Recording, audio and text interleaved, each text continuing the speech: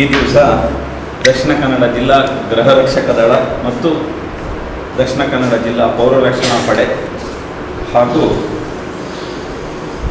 Lions club ಹಾಗೂ Leo club Mangaluru ಇವರ ಸಂಯುಕ್ತ ಆಶ್ರಯದಲ್ಲಿ ಒಂದು ವಿಶಿಷ್ಟವಾದಂತಹ ನಾವು ಕಾರ್ಯಕ್ರಮವನ್ನು ಹಮ್ಮಿಕೊಂಡಿದ್ದೇವೆ.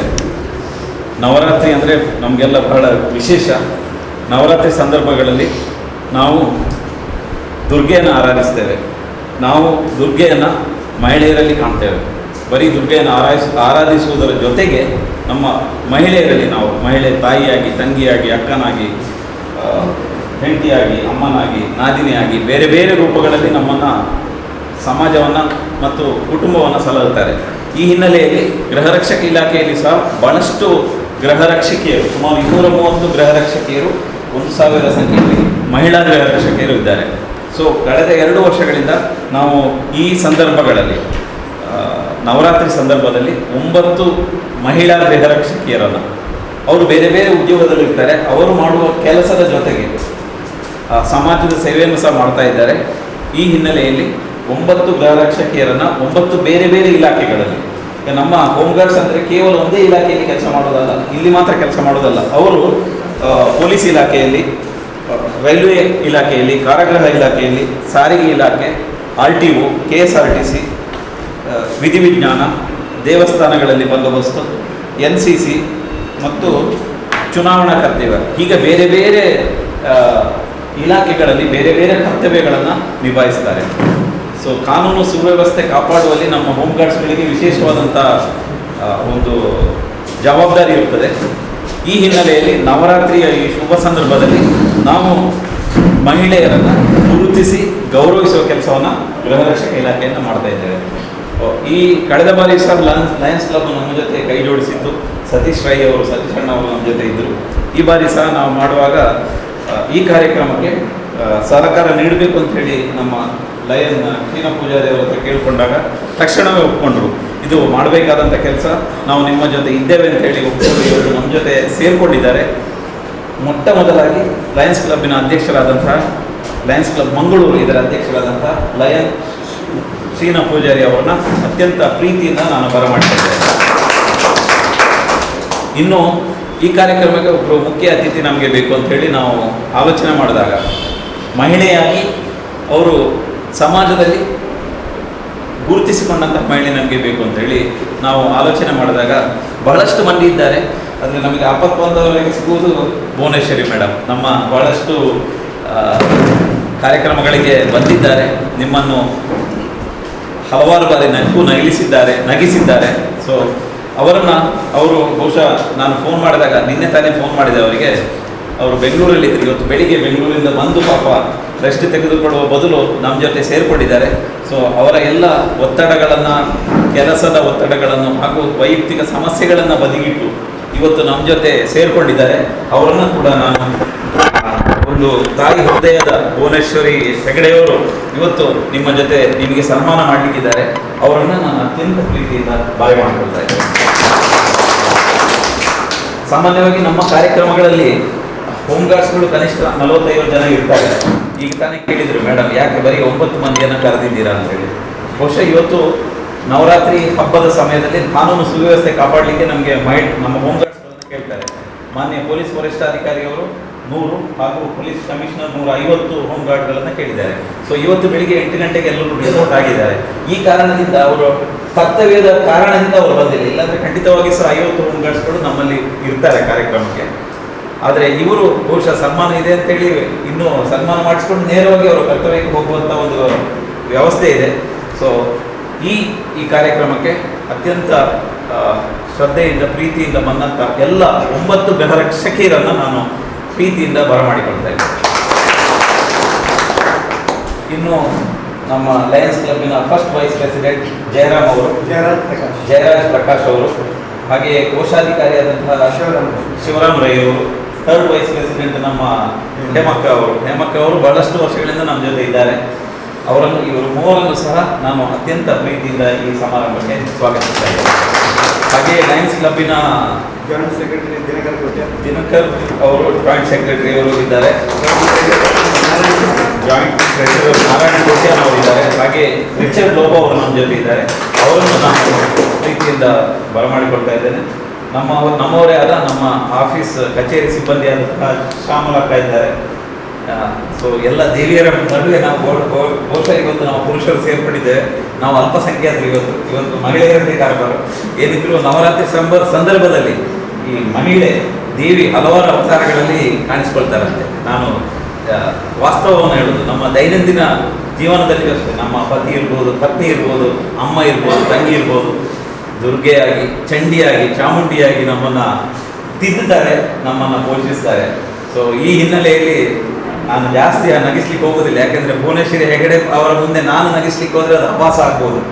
ಸೊ ಏನೇ ಇರಲಿ, ಇವತ್ತಿನ ಈ ಒಂದು ಬೆಳಗಿನ ಕಾರ್ಯಕ್ರಮಕ್ಕೆ ಎಲ್ಲರನ್ನ, ನಮ್ಮ ಕಚೇರಿಯ ಸಿಬ್ಬಂದಿಗಳಿದ್ದಾರೆ, ದಿವಾಕರ್, ಸಂದೇಶ್ ಹಾಗೂ ಸುಲೋಚನಾ ಇದ್ದಾರೆ, ಎಲ್ಲರನ್ನ ನಾನು ಪ್ರೀತಿಯಿಂದ ಬರಮಾಡಿಕೊಳ್ಳುತ್ತಾ ಈ ಮುಂದಿನ ಕಾರ್ಯಕ್ರಮಕ್ಕೆ ನಾನು ಅನುವು ಮಾಡಿಕೊಳ್ತಾ ಇದ್ದೇನೆ. ಮೊದಲಾಗಿ ನಾವು ಸನ್ಮಾನ ಮಾಡೋಣ. ಸನ್ಮಾನ ಮಾಡಿದ ನಂತರ ಸನ್ಮಾನಿತರ ಮತ್ತೆ ಸನ್ಮಾನ ಮಾಡಿದವರು ಮಾತಾಡಬೇಕು. ಕಾರ್ಯಕ್ರಮವನ್ನು ನಾವು ಮೊದಲಾಗಿ ಸನ್ಮಾನ ಮಾಡಿ ಆರಂಭಿಸೋಣ.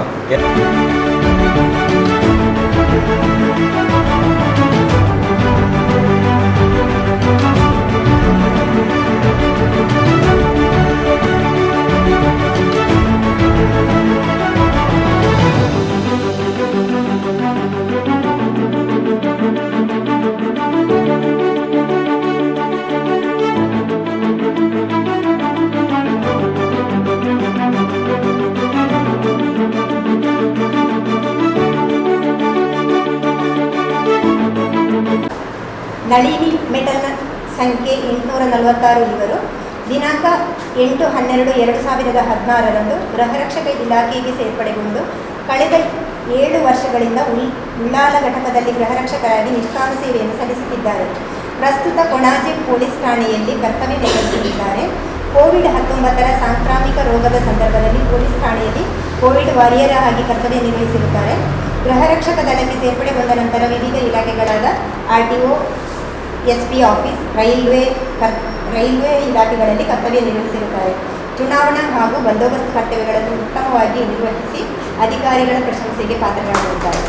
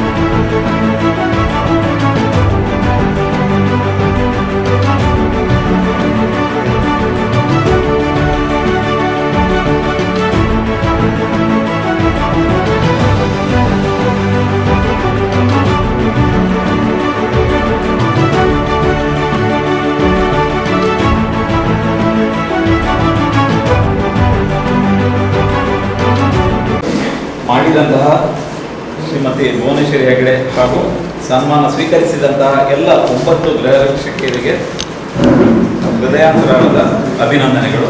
ನಮ್ಮ ಕಾರ್ಯಕ್ರಮವನ್ನು ಮುಂದುವರಿಸುತ್ತಾ ಇನ್ನು ನಿಮ್ಮನ್ನು ಉದ್ದೇಶಿಸಿ ಭುವನೇಶ್ವರಿ ಹೆಗಡೆಯವರು ಮಾತಾಡಬೇಕು. ಸೋದರ ಮುರಳಿ ಮೋಹನ್ ಚುಂತಾರ್ ಅವರೇ, ಮಂಗಳೂರು ಲಯನ್ಸ್ ಕ್ಲಬ್ಬಿನ ಅಧ್ಯಕ್ಷರಾದ ಶೀನಾ ಪೂಜಾರಿ ಅವರೇ, ಲಯನ್ಸ್ ಪರಿವಾರದವರೇ, ಹೇಮ ನನಗೆ ತುಂಬ ವರ್ಷದಿಂದ ಗೊತ್ತು, ಹಿಂದೆ ಸಹ ನಾನು ಇಲ್ಲಿಗೆ ಬಂದಿದ್ದೇನೆ.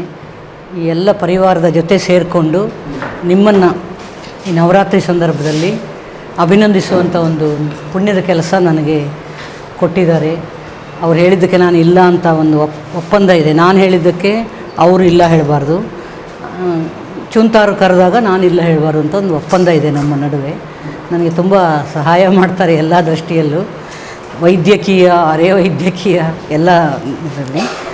ನಾವು ನವರಾತ್ರಿಯನ್ನು ಮಂಗಳೂರು ನವರಾತ್ರಿ, ಮಂಗಳೂರು ದಸರಾ, ಈಗ ಮೈಸೂರು ದಸರಾಕ್ಕೆ ಕಾಂಪೀಟ್ ಮಾಡಿ ಮೈಸೂರಿನವರು, ನಿನ್ನೆ ನಾನು ಬೆಂಗಳೂರಿಂದ ಟ್ರೈನಿಗೆ ಬರುವಾಗ ಮೈಸೂರಿಂದ ಬಂತದ್ದು, ಹೆಚ್ಚಿನವರು ಮೈಸೂರಿನವರು ಮಂಗಳೂರು ದಸರಾ ನೋಡೋದಕ್ಕೆ ಬಂದಿದ್ದು. ನನಗೆ ಭಾಳ ಖುಷಿಯಾಯಿತು.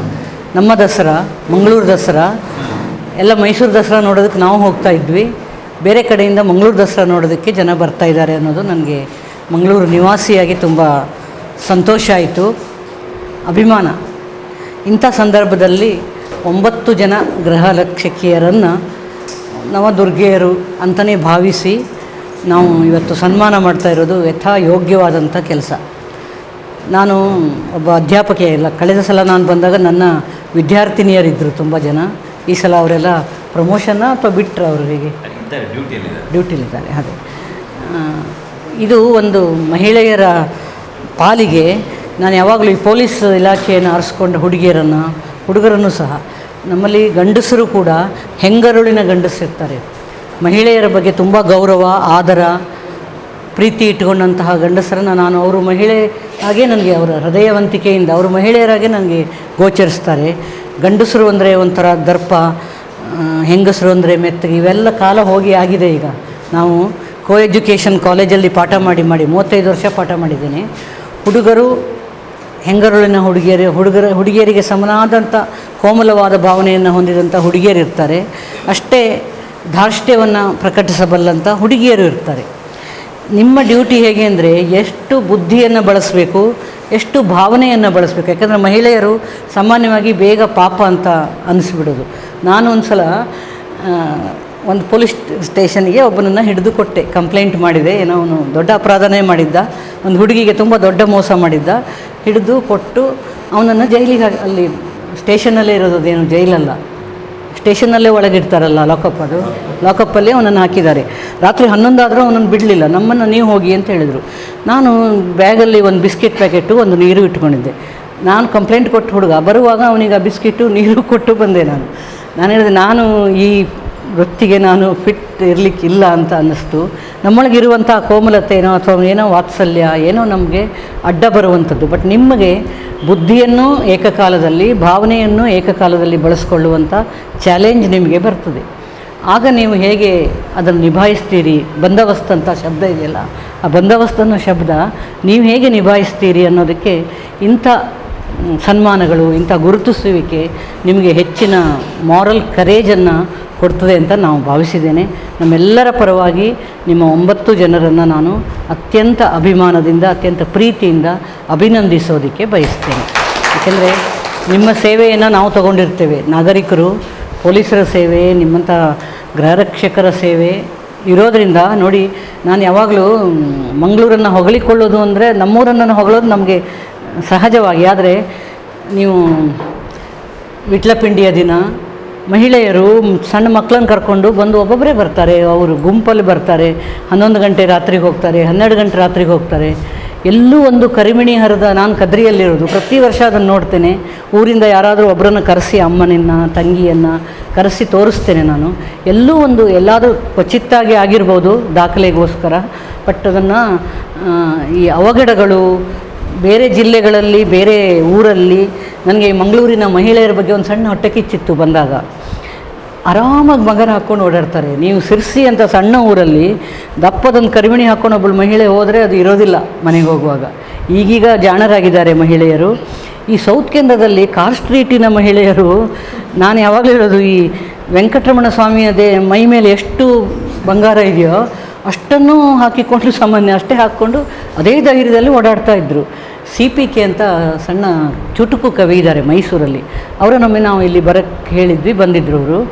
ಈ ಮಹಿಳೆ ಒಳ್ಳೆ ಚೆನ್ನಾಗಿ ಕಾರ್ ಸ್ಟ್ರೀಟಲ್ಲಿ ಅದಷ್ಟು ಬಂಗಾರ ಹಾಕ್ಕೊಂಡು ಧೈರ್ಯವಾಗಿ, ಅವಳೇ ನಾರಿಯೋ ಆಭರಣದ ಲಾರಿಯೋ ಅಂತ ಕೇಳಿದರು ಅವರು.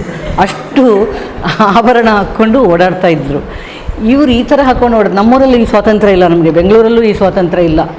ಏನೋ ನಕಲಿ ಚಿನ್ನ ಹಾಕ್ಕೊಂಡು ಹೋದರೆ ಬಚಾವು.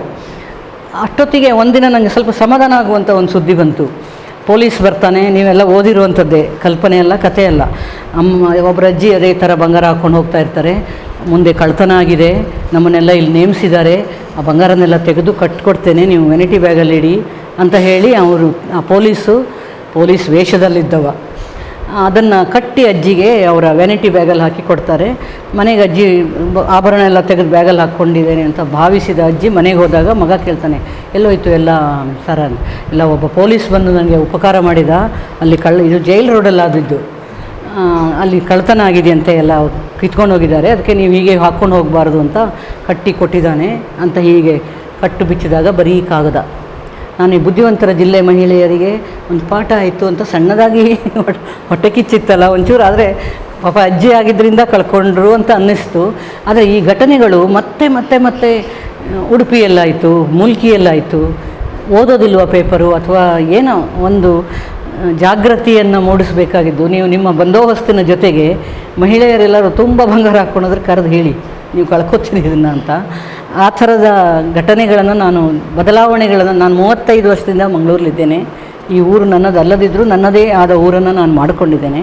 ಬಟ್ ಈ ಥರದ ಬುದ್ಧಿವಂತರ ಜಿಲ್ಲೆ ಅಂತ ಹೇಳಿಕೊಳ್ಳುವಲ್ಲಿ ಅನೇಕ ಈ ಥರದ ಉದಾಹರಣೆಗಳು ಸಿಕ್ಕು. ನಮ್ಮಂಥವರಿಗೆ ಹಾಸ್ಯ ಬರೆಯೋದಕ್ಕೆ ನಮಗೆ ಬೇಕಲ್ಲ, ಸರಕು ಬೇಕು, ಜನರೇ ನಮಗೆ ಸರಕು, ಇನ್ನೆಲ್ಲಿ ಹುಡುಕೋದಿಲ್ಲ ನಾವು. ಅದರ ಜೊತೆಗೆ ಈ ಜಿಲ್ಲೆ ಬಗ್ಗೆ ತುಂಬ ಗೌರವ ಬರುವಂತಹ ಕೆಲವು ಘಟನೆಗಳನ್ನು ಕೂಡ ನಾನು ನೋಡಿದ್ದೇನೆ. ನಮ್ಮ ಕದ್ರಿ ಕಂಬಳ ನಮ್ಮ ಮನೆಗೆ ಹತ್ತಿರ, ಅದು ಈಗ ಅಲ್ಲಿ ಕಟ್ಟಿಬಿಟ್ರಲ್ಲ, ಮಾಲ ಮನೆಯೇನೋ ಕಟ್ಟಿದೆ. ಆದರೆ ಆ ಕಂಬಳ ಮಾಡುವಾಗ ಉರಿ ಬಿಸಿಲಲ್ಲಿ ಒಂದು ಸಲ ಈ ಹಗ್ಗ ಜಗ್ಗಾಟ ಮಾಡ್ತಾರಲ್ಲ, ಮಹಿಳೆಯರಿಗೆ ಹಗ್ಗ ಜಗ್ಗಾಟ ಇತ್ತು. ನಾನು ಬಿಸಿಲಾದರೂ ಹೋಗಿ ಕೂತ್ಕೊಳ್ತೇನೆ ಅಲ್ಲಿ. ಉಡುಪಿಯವರು ಒಂದು ಕಡೆ, ಮಂಗಳೂರವರು ಒಂದು ಕಡೆ ಮಹಿಳೆಯರು, ಹುಡುಗಿಯರು ಕುಸ್ತಿಪಟುಗಳು ಇದ್ಲಲ್ಲ ಅವರು ಭಾರ ಎತ್ತುವವಳು ಒಬ್ಬಳು ನಮ್ಮ ಕಾಲೇಜಿಂದ ಇದ್ಲು. ತುಂಬ ಜನ ಕ್ರೀಡಾಪಟುಗಳು ಕೂಡ ಇದ್ದರು. ಅವರು ಹಗ್ಗ ಜಗ್ಗಾಟದಲ್ಲಿ ನಿರತರಾಗಿ ನಿಂತಿದ್ದಾರೆ. ಮೇಲೆ ಬಿಸಿಲು, ಸುಡೋ ಬಿಸಿಲು. ಉಡುಪಿ ಐಸ ಅಂತ ಕೂಗ್ತಾರೆ, ಈ ಕಡೆ ಮಂಗಳೂರವರು ಯಾರೂ ಮಿಸ್ಕಾಡ್ತಾ ಇಲ್ಲ, ಎರಡೂ ಈಕ್ವಲ್ ಆಗಿ ನಿಂತಿದ್ದಾವೆ. ಧಾರಣಾ ಶಕ್ತಿ ಅಂತೆಲ್ಲ ಹೇಳ್ತಾರಲ್ಲ, ಕಾವ್ಯಮಯವಾಗಿ ಹೇಳ್ತೇವೆ ನಾವು, ಅಲ್ಲಿ ನೋಡೋ ಹಾಗಿತ್ತು. ಇಬ್ಬರೂ ಸೋಲ್ದೇ ಇದ್ದಾಗ ಏನು ಮಾಡ್ತಾರೆ ಸ್ಪರ್ಧೆಗೆ, ಫಸ್ಟ್ ಪ್ರೈಸಿಗೆ ಎಷ್ಟೋ ಇಟ್ಟಿದ್ದಾರೆ ಪ್ರೈಸು, ಫಸ್ಟ್ ಪ್ರೈಸ್ ಇಬ್ಬರಿಗೂ ಕೊಡಬೇಕು. ಆ ಥರದ ಅರ್ಧ ಗಂಟೆ ಐಸ ಹಾಕಿದರೂ ಇಲ್ಲ, ಸೋಲ್ತಾನೇ ಇಲ್ಲ ಯಾರು. ಆಗ ನನ್ನ ಪಕ್ಕದಲ್ಲಿ ಕೂತವ್ರೊಬ್ಬರು ಗುಲಾಬಿ ಶಕ್ತಿ ಅಂತ ಇದ್ದರು. ಅವ್ರು ನಿಂತ್ಕೊಂಡು ಹೇಳಿದರು, ಇಬ್ಬರು ಗೆದ್ದಿದ್ದೀರಿ, ಒಂದು ಪ್ರೈಸ್ ನೀವು ಹೇಗೂ ಇಟ್ಟಿದ್ದೀರಿ, ಫಸ್ಟ್ ಪ್ರೈಸು, ಸೆಕೆಂಡ್ ಪ್ರೈಸ್ ನಾನು ಫಸ್ಟ್ ಪ್ರೈಸ್ ಅಂತಲೇ ನಾನು ಕೊಡ್ತೇನೆ, ಸಾಕು ನಿಲ್ಲಿಸಿ ಅಂತ. ಆ ಧಾರಣ ಶಕ್ತಿಯನ್ನು ನಮ್ಮ ಕರಾವಳಿಯ ಯುವತಿಯರಲ್ಲಿ ನಾನು ನೋಡಿ ತುಂಬ ನನಗೆ ಮೆಚ್ಚುಗೆ ಆಗಿತ್ತು. ಇದು ಬೇಕಾದಂಥದ್ದು ನಮ್ಮ ಮಹಿಳೆಯರಿಗೆ ಇರುವಂಥ ಶಕ್ತಿ. ನಾವು ಯಾ ದೇವಿ ಸರ್ವಭೂತೇಷು ಶಕ್ತಿರೂಪೇಣ ಸಂಸ್ಥಿತ, ನಮಸ್ತಸ್ಯೈ ನಮಸ್ತಸ್ಯೈ ನಮಸ್ತಸ್ಯೈ ನಮೋ ನಮಃ. ತುಂಬ ಇದೆ, ಮಾತೃರೂಪೇಣ ಸಂಸ್ಥಿತ, ಧೈರ್ಯ ರೂಪ ಎಲ್ಲ ಇದೆ. ಆದರೆ ಆ ಶಕ್ತಿ, ನಮ್ಮೊಳಗಿರುವಂಥ ಶಕ್ತಿಯನ್ನು ಬಳಸಿಕೊಳ್ಳುವಂಥ ಅವಕಾಶ ಬಂದಾಗ, ಅನಿವಾರ್ಯತೆ ಬಂದಾಗ, ಹಿಂದೆ ಮುಂದೆ ನೋಡದೆ, ಹೇಳಿದ್ರಲ್ಲ ಅವರು, ನಿಗ್ರಹ, ದುಷ್ಟ ನಿಗ್ರಹ ಮಾಡೋದಕ್ಕೆ ಇರೋರು ನೀವು, ನಿಮಗೆ ದುರ್ಗೆಯ ಆಶೀರ್ವಾದ ಬೇಕೇ ಬೇಕು ಗಟ್ಟಿಯಾಗಿ. ಈ ಜನಗಳು ಇತ್ತೀಚೆಗೆ ನಾನು ನೋಡಿದಾಗ, ನಾವು ಹಾಸ್ಯಲೇಖಕರಾಗಿ ನೋಡ್ತೇವೆ, ಸ್ವಲ್ಪ ಅಂಡೆ ಪಿರ್ಕಿಗಳ ಸಂಖ್ಯೆ ಜಾಸ್ತಿ ಆಗ್ತಾ ಇದೆ. ಇಲ್ಲಿ ಒಳ್ಳೆಯ ಶಬ್ದ ಅದು, ಎಲ್ಲೂ ಇಲ್ಲ. ಅಂಡೆ ಪಿರ್ಕಿ, ನಾನು ಅಂಡೆ ಬೇರೆ ಪಿರ್ಕಿ ಬೇರೆ ಅಂತೆ, ಅವೆರಡು ಸೇರಿಸಿ ಅಂಡೆ ಪಿರ್ಕಿ ಅಂತೆ ಅಂತ. ಎಲ್ಲಿದೆ ಅಂಡೆಗಳು ಬೇರೆ, ಪಿರ್ಕಿಗಳು ಬೇರೆ. ನೀವಿರೋದೇ ಅವರ ನಡುವೆ, ಅವರನ್ನೇ ನೀವು ಬಂದೋಬಸ್ತ್ ಮಾಡಬೇಕು. ನಾನು ಯಾವಾಗಲೂ ತಮಾಷೆಗೆ ಹೇಳ್ತಾ ಇರ್ತೇನೆ, ನಮಗೆ ಹಾಸ್ಯಲೇಖಕರಿಗೆ ಕನ್ನಡದಲ್ಲಿ ಒಂದೇ ಶಬ್ದ ಮಳ್ಳ ಅಂತ ಹೇಳ್ತಾರೆ, ಇಂಗ್ಲೀಷಲ್ಲಿ ಮ್ಯಾಡ್. ಅದರಲ್ಲಿ ಸಿವಿಯರ್ಲಿ ಮ್ಯಾಡ್, ಸ್ಲೈಟ್ಲಿ ಮ್ಯಾಡ್ ಎಲ್ಲ ಇಲ್ಲ. ಹುಚ್ಚರಿ. ನಾನು ನನ್ನ ಹಾಸ್ಯಕ್ಕೆ ಹುಚ್ಚರನ್ನು ನಾನು ಯಾವತ್ತೂ ಬಳಸ್ಕೊಂಡಿಲ್ಲ. ಅವರು ಮಾನಸಿಕವಾಗಿ ಅಂಗವಿಕಲರೇ, ಅವರಲ್ಲ. ಆದರೆ ಈ ಅವರ ನಡವಳಿಕೆಯಿಂದ ಅಂಡೆ ಅಂತ ಹೇಳಿದ್ರಲ್ಲ, ಈ ಹುಚ್ಚರ ಒಂದು ಲಿಸ್ಟನ್ನು ತುಳು ಭಾಷೆ, ನನಗೆ ತುಳು ಭಾಷೆ ಬಗ್ಗೆ ತುಂಬ ಗೌರವ ಬರೋದಕ್ಕೆ ಕಾರಣ ಆ ಭಾಷೆಯಲ್ಲಿರುವ ವೈಶಿಷ್ಟ್ಯ, ಹಾಸ್ಯ. ನೀವು ಕನ್ನಡದಲ್ಲಿ ಮ್ಯಾಡನ್ನು ಅನುವಾದಿಸಿದರೆ ಒಂದೇ ಬರ್ತದೆ, ಮಳ್ಳ ಅಂತ ಹೇಳ್ತೇವೆ ನಾವು, ನೀವು ಮರಳು ಅಂತ ಹೇಳ್ತಾರೆ ತುಳುವಲ್ಲಿ. PM AM ಅಂತ ಕಾಲೇಜ್ ಹುಡುಗರು ಇಟ್ಟುಕೊಂಡಿರ್ತಾರೆ. ಆಯಿತು, ಅದೇ ನೀವು ತುಳುವಿಗೆ ಬಂದಾಗ ಎಷ್ಟು ರೀತಿಯ ಮಳ್ಳುಗಳು ಸಿಗ್ತಾರೆ ನಿಮಗೆ ಅಂದರೆ ತುಂಬ ಶಬ್ದ ವೈಫಲ್ಯ. ಅದೇ ಅಂಡೆ ಒಂದು, ಪಿರ್ಕಿ ಒಬ್ಬ, ಅವೆರಡನ್ನು ಸೇರಿಸಿದ ಅಂಡೆ ಪಿರ್ಕಿ, ಬೆಚ್ಚ, ತಗಡ ಬೆಚ್ಚ, ಪೆಟ್ಟು ಕಮ್ಮಿ, ತುಂಬ ಇದೆ. ದುರುಸು, ನಾನೊಮ್ಮೆ ಆಳ್ವರು ನನ್ನನ್ನು ಇದಕ್ಕೆ ನುಡಿಸಿರಿಗೆ ಕರೆದಾಗ ಮೂಡುಬಿದ್ರಿಯಲ್ಲಿ ನಾನು ಹಿಂಗೆ ಹೇಳೋದಕ್ಕೆ ಶುರು ಮಾಡಿದರೆ ಪ್ರೇಕ್ಷಕರ ಕಡೆಯಿಂದ ಶಬ್ದಗಳು ಬರೋದಕ್ಕೆ ಶುರುವಾಗ್ಬಿಟ್ಟು ಇದು ಇದೆ ಅಂತ. ಇದು ನಮಗೆ ಹಾಸ್ಯಲೇಖಕರಿಗೆ ಬೇಕಾದವರು ಅವರೆಲ್ಲ. ಅವರು ಹುಚ್ಚರಲ್ಲ, ಅವ್ರು ಯಾರೂ ಕೂಡ ಹುಚ್ಚರಲ್ಲ. ಒಂದು ಅರ್ಧ ಗಂಟೆ ನೀವು ಅವ್ರ ಜೊತೆ ಕೂತ್ರೆ ನಿಮಗೆ ಹುಚ್ಚಿಡಿಸ್ತಾರೆ ಅವರು. ಅಂಥವರನ್ನು ನಿಭಾಯಿಸಬೇಕು ನೀವು. ಸಭ್ಯರನ್ನು ನಿಭಾಯಿಸಬೇಕು, ಸಭ್ಯರ ಸೋಗಿನಲ್ಲಿರುವವರನ್ನು ನಿಭಾಯಿಸಬೇಕು. ಆಮೇಲೆ ದೊಡ್ಡ ಜನ ಬಂದರೆ ನೀವೇನು ಮಾಡ್ತೀರಿ? ಏನೂ ಮಾಡಬೇಡಿ, ಎಲ್ಲ ಜನರನ್ನು ಒಂದೇ ರೀತಿಯಲ್ಲಿ ನೋಡಿ ಅಂತ ನಾನು. ದೊಡ್ಡ ಜನ ಮಾಡಿದರೂ ತಪ್ಪೇ, ಸಣ್ಣ ಜನ ಮಾಡಿದರೂ ತಪ್ಪೇ ಆಗಿರ್ತದೆ. ಅಂಥದ್ದನ್ನು ತಪ್ಪು ಮತ್ತು ಸರಿಯನ್ನು ಆರಿಸ್ಕೊಂಡು ತಪ್ಪಿದ್ದಲ್ಲಿ ನೀವು ದುಷ್ಟ ನಿಗ್ರಹ ಅನ್ನೋದನ್ನು ಗಟ್ಟಿಯಾಗಿ ಮಾಡುವಂಥ ಶಕ್ತಿ ನಿಮಗೆಲ್ಲರಿಗೆ ಕೊಡಲಿ ಭಗವಂತ. ಮತ್ತು ನಮ್ಮ ದೇವಿ, ಇವತ್ತು ನಾವು ಯಾರ ದೇವಿಯ ಹೆಸರಿನಲ್ಲಿ ಆರಾಧನೆ ಮಾಡ್ತಾ ಇದೀವೋ ಅದೆಲ್ಲ ಶಕ್ತಿಯನ್ನು, ನಿಮ್ಮೊಳಗಿರುವ ಶಕ್ತಿಯನ್ನು ನೀವು ಪ್ರಕಟಿಸೋದಕ್ಕೆ, ನಿರ್ಭಯರಾಗಿ ಪ್ರಕಟಿಸೋದಕ್ಕೆ ನಿಮಗೆ ಶಕ್ತಿ ಬರಲಿ ಅಂತ ನಾನು ಹಾರೈಸ್ತೇನೆ. ಈ ಅಂಡೆಪಿರಿಕೆಗಳ ಜಗತ್ತಿನಲ್ಲಿ ನಮಗೆ ಟೀಚರ್ಸ್, ನಾವು ರೈಟರ್ಸು, ಇವರೆಲ್ಲ ಸಂಘಟಕರು, ನಿಮಗೂ ಸಿಗ್ತಾರಲ್ಲ ಸರ್ ಅಂಥ ಜನ. ಜನಕ್ಕೆ ಏನಾಗಿದೆ ಅಂತಲೇ ಗೊತ್ತಾಗ್ತಾ ಇಲ್ಲ. ಮಹಿಳೆಯರು ಪುರುಷರು ಅಂತ ಭೇದ ಇಲ್ಲ. ಮೊನ್ನೆ ಒಬ್ಬಳು ಪೇಪರಲ್ಲಿ ಪೇಪರ್ ಓದಿದಾಗ ಸುಮಾರು ಜನ ಸಿಗ್ತಾರೆ ನಮಗೆ. ಒಬ್ಬ ಲೇಡಿ ATM ಕಾರ್ಡ್ ಹಿಡ್ಕೊಂಡು ಹಣ ತರೋದಕ್ಕೆ ಹೋಗಿದ್ದಾಳೆ. 1 ವಾರ ಆಯ್ತೇನೋ ಅಷ್ಟೇ ಬಂದು ಆ ನ್ಯೂಸು. ಹಣ ತುಂಬಿಸ್ತಾರೆ, ಬ್ಯಾಂಕ್ನವರು ತುಂಬಿಸ್ತಾ ಇದ್ದಾರೆ ಒಳಗಡೆ. ಇವನು ಸೆಕ್ಯೂರಿಟಿಯವನು ಹೊರಗಡೆ ಇದ್ದಾನೆ. ಇವರು ನುಗ್ಗೋದಕ್ಕೆ ಈ ಲೇಡಿ ATM ಕಾರ್ಡ್ ಹಿಡ್ಕೊಂಡು ಅವಳಿಗೆ ಹಣ ತೊಗೊಂಡು ಹೋಗಬೇಕಾಗಿದೆ. ಆ ಸೆಕ್ಯೂರಿಟಿ ಹೇಳಿದ್ದಿಷ್ಟೇ, ಆಂಟಿ ಹಣ ತುಂಬಿಸ್ತಾ ಇದ್ದಾರೆ, ಹೋಗಬೇಡಿ. ಆಂಟಿ ಅನ್ನೋ ಒಂದು ಪದಪ್ರಯೋಗ ಮಾಡಿದ ಅವನು. ಚಪ್ಪಲಿ ತೊಗೊಂಡು ಹೊಡೆದಿದ್ದಾಳೆ ಅವಳು. ನಂಗೆ ಒಮ್ಮೆ ಅವಳನ್ನು ಭೇಟಿ ಮಾಡಬೇಕು ಅಂತ ಅನಿಸ್ಬಿಡ್ತು. ಅವಳು ಏನು ಎಲ್ಲಿಗೆ ಹೋಗಿ ಮುಟ್ತದೆ ನಮ್ಮ ಈ ಆಧುನಿಕ ಜಗತ್ತಿನ ಮಹಿಳೆಯರು ಅಷ್ಟೇ, ಪುರುಷರು ಅಷ್ಟೇ. ಅವರನ್ನೆಲ್ಲ ಈಗ ಅಂಡೆಪಿರಿಕಿ ಲಿಸ್ಟ್ ಮಾಡಿ ಬರೆಯೋದಕ್ಕೆ ಹೋದರೆ ಸರ್ ತುಂಬ ದೊಡ್ಡ ಲಿಸ್ಟ್ ಆಗ್ತದೆ. ಅವಳನ್ನು ಎಲ್ಲಿ ಸೇರಿಸ್ತೀರಿ ನೀವು? ಆ ಸೆಕ್ಯೂರಿಟಿ ಹೊಡೆತದಿಂದ ಅವ್ನು ಸುಮ್ಮನೆ ಇರಬೇಕಿತ್ತ, 2 ಬಾರಿಸ್ಬೇಕಿತ್ತ? ಚಪ್ಪಲಿ ತೊಗೊಂಡು ಹೊಡೆಯುವಂಥ ಅಪರಾಧ ಆಂಟಿ ಹೇಳುವಂಥದ್ದು. ಚಪ್ಪಲಿ ತೊಗೊಂಡು ಹೊಡೆದ್ಲು ಅವಳು ಅಂದರೆ ಅವಳಿಗೇನೋ ಒಂದು ಶಿಕ್ಷೆ ಬೇಕು, ಇಲ್ಲಾಂದರೆ ಅವಳಿಗೆ ಟ್ರೀಟ್ಮೆಂಟ್ ಬೇಕು, 2ರಲ್ಲಿ 1. ಈ ಥರದವರು ಎಲ್ಲ ಕಡೆ ತುಂಬಿ ಹೋಗಿದ್ದಾರೆ ಈಗ. ಅದಕ್ಕೆ ನನಗನ್ಸೋದು ಶಿಕ್ಷೆಯ ಭಯ ಬೇಕು ಅಂತ. ಪೊಲೀಸರಿಗೆ ಇನ್ನು ಸ್ವಲ್ಪ ಜಾಸ್ತಿ ಸ್ವಾತಂತ್ರ್ಯ ಬೇಕು. ಇಲ್ಲಾಂದರೆ ಇವರನ್ನೆಲ್ಲ ಬಂದೋಬಸ್ತ್ ಮಾಡ್ತಿರಲ್ಲ, ತುಂಬ ಕಷ್ಟ ಇದೆ. ಕಾಲೇಜ್ ಹುಡುಗರದ ಬಿಹೇವಿಯರು, ಹುಡುಗಿಯರದ್ದು ಎಲ್ಲರೂ, ಈ ಆಂಟಿಯರು ಸೇರಿಕೊಂಡ್ರು ಇದಕ್ಕೆ. ಅಂಕಲ್ಗಳು ಹೆಂಗಿರ್ತಾವೋ ಏನೋ ಗೊತ್ತಿಲ್ಲ. ಈ ಒಂದು ಸಮಾಜದಲ್ಲಿ ಒಂದು ನೆಮ್ಮದಿಯಿಂದ ಬದುಕಬೇಕು ಅಂತಾದಾಗ ಶಾಂತಚಿತ್ತರಾಗಿ ದೇವ್ರ ಮುಂದೆ ಇರುವಾಗ ದೇವ್ರ ಮುಂದೆ ಹೇಗಿರಬೇಕೋ ಹಾಗೆ ಇರೋದು. ಶಾಲಾ ಕಾಲೇಜಲ್ಲಿರುವಾಗ ಅಲ್ಲಿ ಹೇಗಿರಬೇಕೋ ಇವರ ಮನೆ ಹಾಗೆ ಅಲ್ಲಿ ಇರೋದಕ್ಕೆ ಆಗೋದಿಲ್ಲ. ಅಂಥದ್ದನ್ನು ಮನೆಯಲ್ಲಿ ಕಲಿಸ್ಬೇಕಿತ್ತು. ಮನೆಯವರಿಗೆ, ತಂದೆ ತಾಯಿಗಳಿಗೆ ಪುರ್ಸೊತ್ತಿಲ್ಲ. ಅಂಥ ಒಂದು ಗುಂಪನ್ನು ನಿಭಾಯಿಸುವ ಹೊಣೆಗಾರಿಕೆ ನಿಮಗೆ ಬಂದಾಗ ದೊಡ್ಡ ಜವಾಬ್ದಾರಿಯಾಗಿರ್ತದೆ. ಆ ಎಲ್ಲ ಸಾಮರ್ಥ್ಯ ನಿಮಗೆ ಕೈಗೂಡಿ ಬರಲಿ. ನೀವು ನಮ್ಮ ಡ್ಯೂಟಿಯನ್ನು ನಾವು ಚೆನ್ನಾಗಿ ಮಾಡಿಬಿಟ್ರೆ ಸಮಾಜ ಸ್ವಸ್ಥವಾಗಿರ್ತದೆ.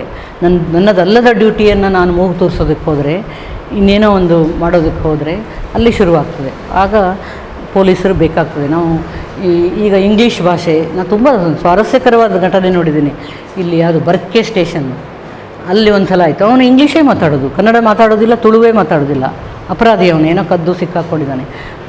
ಟಸ್ಪುಸ್ ಅಂತ ಅವನಿಗೆ ಎಲ್ಲರೂ ಇಂಗ್ಲೀಷ್ ಕಲಿತೇ ಇರ್ತಾರೆ. ಯಾರೇನು ಈಗ ಇಂಗ್ಲೀಷ್ ಬರೆದವ್ರು ಯಾರೂ ಇಲ್ಲ. ಅವನು ತಾನೇನೋ ಇಂಗ್ಲೀಷ್ ಮಾತಾಡ್ತಾನೆ. ಒಂದು ಪೊಲೀಸ್ 2 ಬಿಟ್ಟ, ಕರೆಕ್ಟಾಗಿ ಹೊಡೆದಂತೆ. ಅಮ್ಮ ಅಂತ ಹೇಳಿದಂತೆ ಅವನು. ನೋವಾದಾಗ ಅಮ್ಮನನ್ನು ನೆನಪಿಸಿಕೊಳ್ಳೋದು. ಅವನಿಗೆ ಇಂಗ್ಲೀಷ್ ಮರೆತು, ಆಗ ಕನ್ನಡ ಬಂತು. ಅಂಥದ್ದನ್ನು ನೀವು ಪ್ರಯೋಗ ಮಾಡುವಾಗ ನೀವು ಕಾಯ್ತಾ ಇರ್ತೀರ. ನನಗೆ ಪೊಲೀಸರನ್ನು ಯಾವಾಗ, ನನ್ನ ಸ್ಟೂಡೆಂಟ್ಸ್ ತುಂಬ ಜನ ಇದ್ದಾರೆ, ಎಲ್ಲ ಪೊಲೀಸರಾಗ ಅವರನ್ನು ಎಲ್ಲೋ ಮಸೀದಿ ಕಾಯ್ಲಿಕ್ಕೆ ಹಾಕಿರ್ತಾರೆ, ಎಲ್ಲೋ ಕಾಯ್ಲಿಕ್ಕೆ ಬೋರ್, ಅದರಷ್ಟು ಬೋರ್ ಇನ್ನೊಂದಿಲ್ಲ. ನಿಂತ್ಕೊಂಡು ಏನು ಮಾಡ್ತೀರಪ್ಪ ಅಂತ ಕೇಳ್ತೇನೆ ನಾನು. ಎಂತ ಮಾಡೋದು ಮೇಡಮ್, ನಮಗೆ ನಾವು ಮೊನ್ನೆ ನಾನು ಇದನ್ನೆಲ್ಲ ಪ್ರಸ್ತಾಪಿಸಬೇಕೋ ಗೊತ್ತಿಲ್ಲ, ಪೊಲೀಸರಿಗೆ ಸತ್ತ ಇಲಿಯನ್ನು ಹಾಕಿದ ಊಟ ಕೊಟ್ಟರು ಎಲೆಕ್ಷನ್ ಟೈಮಲ್ಲಿ, ಅಮಾನವೀಯವಾಗಿ ನಡೆಸ್ಕೊಳ್ಳುವಂಥದ್ದು. ಅಂಥದ್ದನ್ನೆಲ್ಲ ಪ್ರತಿಭಟಿಸುವ ಶಕ್ತಿಯನ್ನು ನಮ್ಮ ಮಹಿಳೆಯರಾದರೂ ಮೈಗೂಡಿಸ್ಕೊಳ್ಳೋಣ ಅನ್ನುವಂಥದ್ದು. ಆಗ ನಾನು ಕೇಳ್ತೇನೆ, ಬೋರ್ ಆಗ್ತದೆ ಮೇಡಮ್ ನಿಂತ್ಕೊಂಡು ಬಿಸಿಲಲ್ಲಿ ಅಂತ ಹೇಳಿದಾಗ, ನಾನು ಈ ಅಂಡೆ ಪಿರ್ಕಿಗಳನ್ನೆಲ್ಲ ಗಮನಿಸಿ, ನೀವು ಬೇರೆ ಬೇರೆ ಬೇರೆ ಬೇರೆ ಥರದ ಹುಚ್ಚರು ಬರ್ತಾ ಇರ್ತಾರಲ್ಲ, ಅವ್ರನ್ನೆಲ್ಲ ಗಮನಿಸ್ತಾ ಹೋದರೆ ನಿಮಗೆ ಬೋರ್ ಆಗೋದಿಲ್ಲ ಅಂತ ನಾನು ನನ್ನ ವಿದ್ಯಾರ್ಥಿಗಳಿಗೆ ಹೇಳಿದ್ದಿದೆ. ನೀವು ಅದನ್ನು ಅಳವಡಿಸ್ಕೊಳ್ಳಿ. ಹಾಗಂತ ನಾವು ನೀವು ಮೆತ್ತಗಾದರೆ ಅದು ಕಷ್ಟ. ನೀವು ಮೃದುವಾಗಿಬಿಟ್ರೆ ಅಲ್ಲಿ ಅವರನ್ನು ಬಂದೋಬಸ್ತ್, ನಂಗೆ ಆ ಬಂದೋಬಸ್ತ್ ಶಬ್ದವೇ ಇಷ್ಟ ಆಯಿತು ಸರ್.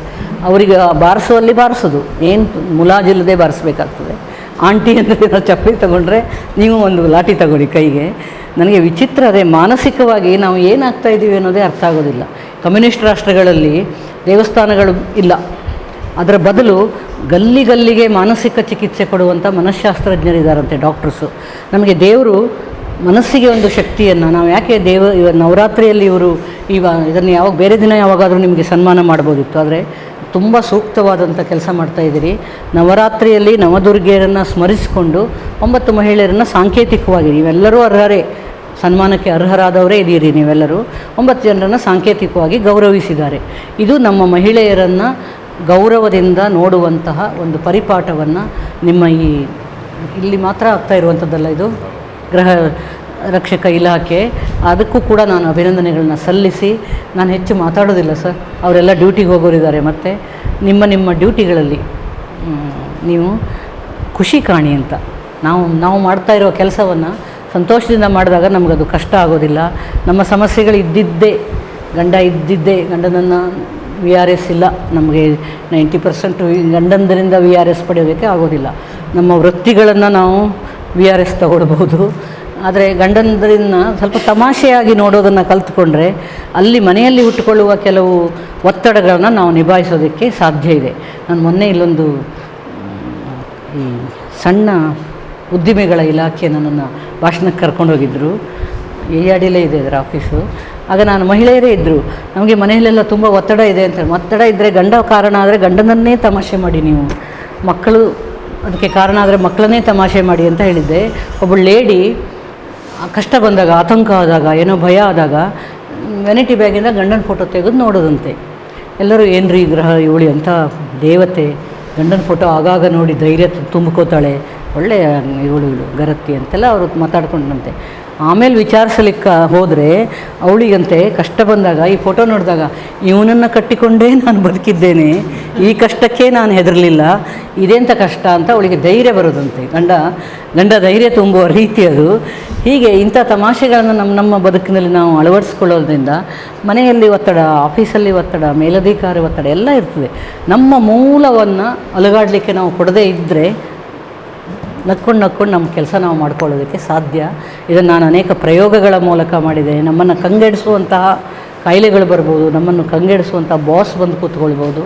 ನಾನು ಹೀಗಿರ್ತೇನೆ, ನನ್ನದಿದು ಅನ್ನೋದೊಂದು ಗಟ್ಟಿತನವನ್ನು ನಾವು ಇಟ್ಟುಕೊಂಡಾಗ ದೇವರ ಅನುಗ್ರಹ ನಮಗೆ ಪ್ರಾಪ್ತವಾಗ್ತದೆ. ಅದೇನಿಲ್ಲ ನಮ್ಮ ಶಕ್ತಿ. ಮತ್ತು ನಾನು ಅದನ್ನು ಹೇಳೋದು, ಯಾ ದೇವಿ ಸರ್ವಭೂತೇಷು ಶಕ್ತಿ ರೂಪೇಣ ಸಂಸ್ಥಿತ ನಮಸ್ತಸ್ಯ. ಆ ಶಕ್ತಿಗೆ ನಮಿಸ್ತಾ ನಿಮಗೆಲ್ಲರಿಗೆ ಭಗವಂತ ದೇವಿ ಆ ಶಕ್ತಿಯನ್ನು ಸದಾಕಾಲ ಕೊಟ್ಟು ನಿಮ್ಮೆಲ್ಲರನ್ನ ಪೊರೆಯಲಿ. ಇಂಥ ಒಳ್ಳೆಯ ಸತ್ಸಂಪ್ರದಾಯವನ್ನು ಹಾಕಿದಂಥ ನಮ್ಮ ಮುರಳಿ ಚೂಂತಾರವರಿಗೂ ಎಲ್ಲ ಸೋದರಿಗೂ ನವರಾತ್ರಿಯ ಶುಭಾಶಯಗಳನ್ನು ಸಲ್ಲಿಸ್ತಾ ನನ್ನನ್ನು ಕರೆಸಿ, ನಾನು ಟ್ರಾವೆಲ್ ಮಾಡಿ ಮಾತಾಡ್ತೇನೆ ಇಲ್ವೋ, ಇವತ್ತು ಅದೊಂದು ಪ್ರಯೋಗ ಆಯಿತು. ರಾತ್ರಿ ಇಡೀ ಟ್ರೈನಲ್ಲಿ ಒಂದು ಮಗು ಚೈನ್ ಎಳೆದುಬಿಟ್ಟಿದೆ, ರೈಲು ನಿಂತುಬಿಡ್ತು. ಏನು ಮಾಡಬೇಕು? ಮಗುವಿಗೆ ಬೈದ್ರೆ ತಿಳಿಯೋದಿಲ್ಲ, ಪೊಲೀಸರಿಗೂ ಈಗ ಮಕ್ಕಳು ಹೆದರೋದಿಲ್ಲ. ಸೆಲ್ಫಿ ತೆಕ್ಕೊಳ್ತು ಆ ಮಗು ಪೊಲೀಸರ ಜೊತೆಗೆ. ಅದಕ್ಕೆ ಅಷ್ಟು ಖುಷಿಯಾಗಿದೆ, ಅದು ಇಷ್ಟು ದೊಡ್ಡದಿದೆ.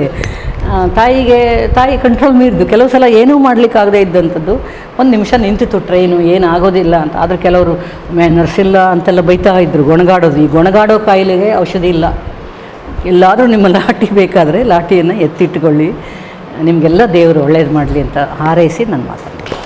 ಜಿಲ್ಲಾ ಗೃಹ ರಕ್ಷಕ ದಳ ಹಾಗೂ ಜಿಲ್ಲಾ ಪೌರರಕ್ಷಣಾ ಪಡೆಯ ಕಮಾಂಡೆಂಟಾದ ಶ್ರೀಯುತ ಡಾಕ್ಟರ್ ಮುರಳಿ ಮೋಹನ್ ಚಿಂತಾರವರೇ, ಹಾಗೂ ಇಲ್ಲಿಗೆ ಅತಿಥಿಯಾಗಿ ಬಂದು ನಮ್ಮನ್ನೆಲ್ಲ ಲಕ್ಷಿಸಿದ ಶ್ರೀಮತಿ ಭುವನೇಶ್ವರಿ ಹೆಗ್ಡೆಯವರೇ, ಹಾಗೂ ನನ್ನ ಲಯನ್ಸ್ ಕ್ಲಬ್ನ ಸಹೋದ್ಯೋಗಿಗಳೇ, ಪೊಲೀಸ್ ಸಿಬ್ಬಂದಿಗಳೇ, ನಿಮಗೆಲ್ಲರಿಗೂ ನವರಾತ್ರಿಯ ಶುಭಾಶಯಗಳು. ಈಗ ನಮಗೆ ಹೇಳಲಿಕ್ಕೆ ಏನಿಲ್ಲ, ನಾವು ಏನು ಹೇಳಬೇಕಂತ ಎನಿಸಿದ್ದೇವೋ ಅದನ್ನು ಡಾಕ್ಟರ್ ಚಿಂತಾರು, ಭುವನೇಶ್ವರಿ ದೇವರೆಲ್ಲ ಹೇಳ್ಯಾರು. ಅಲ್ಲಿ ಬಾಕಿ ಉಳಿದದ್ದೇನಿಲ್ಲ. ನವರಾತ್ರಿ ದಿವಸ ನಾವು ನವದುರ್ಗೆಯರನ್ನು ಸನ್ಮಾನ ಮಾಡಿದ್ದಾರೆ. ದೇವತೆಯ ಸಮಾನವಾದ ನವದುರ್ಗೆಯರನ್ನು, ಅದೇ ಶ್ರೇಷ್ಠತೆ ಇವತ್ತಿದ್ದು. ಈಗ ಪ್ರತಿ ದಿವಸ ಕೂಡ ಗೋಕರ್ಣಾಥ ಕ್ಷೇತ್ರದಲ್ಲಿ ಪೂಜೆ ಪುರಸ್ಕಾರ ನವದುರ್ಗೆಯರ ಪೂಜೆ ಆಗ್ತಾಯಿದೆ. ಅಲ್ಲಿ ಕೂಡ ನಾವು ಪ್ರತಿ ದಿವಸ ಹೋಗ್ತಾ ಇದ್ದೇವೆ.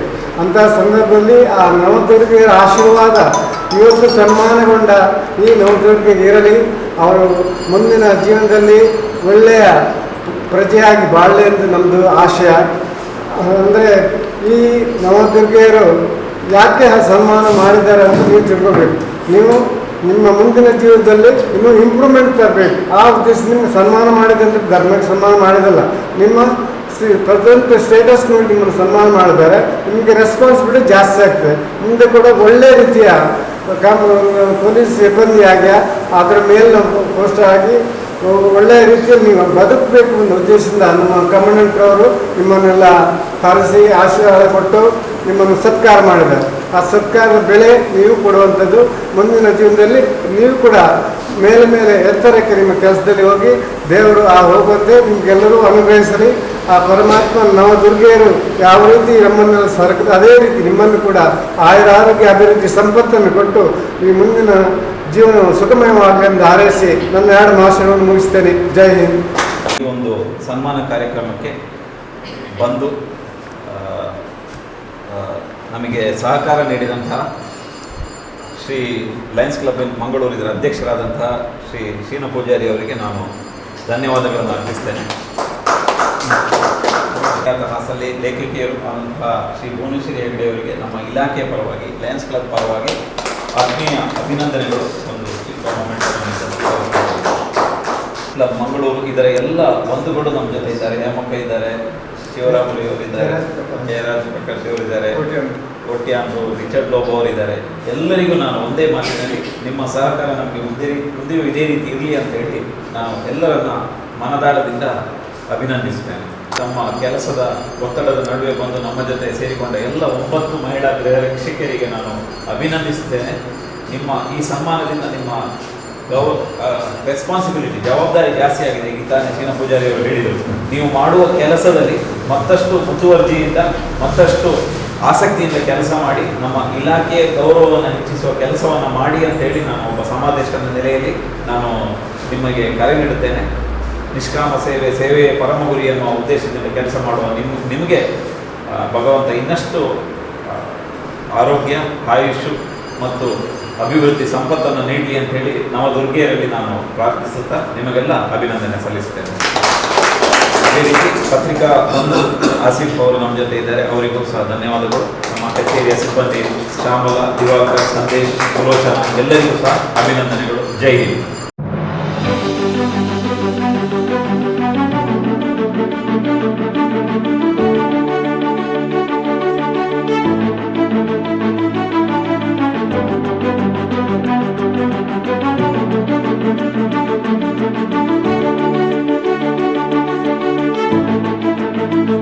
ಎಲ್ಲರಿಗೂ ಶುಭ ಮುಂಜಾನೆ. ಈ ದಿವಸ ನವರಾತ್ರಿಯ ಶುಭ ಸಂದರ್ಭದಲ್ಲಿ ದಕ್ಷಿಣ ಕನ್ನಡ ಜಿಲ್ಲೆಯ 9 ಮಹಿಳಾ ಗೃಹ ರಕ್ಷಕಿಯರನ್ನು ನಾವು ಗುರುತಿಸಿ ಗೌರವಿಸುತ್ತಿದ್ದೇವೆ. ನಾವು ಮಹಿಳೆಯರಲ್ಲಿ ದೇವಿಯನ್ನು ಕಾಣ್ತೇವೆ. ಮಹಿಳೆ ತಾಯಿಯಾಗಿ, ತಂಗಿಯಾಗಿ, ಅಕ್ಕನಾಗಿ, ಅಮ್ಮನಾಗಿ, ಅಜ್ಜಿಯಾಗಿ ಬೇರೆ ಬೇರೆ ರೀತಿಯಲ್ಲಿ ಪುರುಷರನ್ನು ಮತ್ತು ಸಮಾಜವನ್ನು ಆಧರಿಸ್ತಾಳೆ.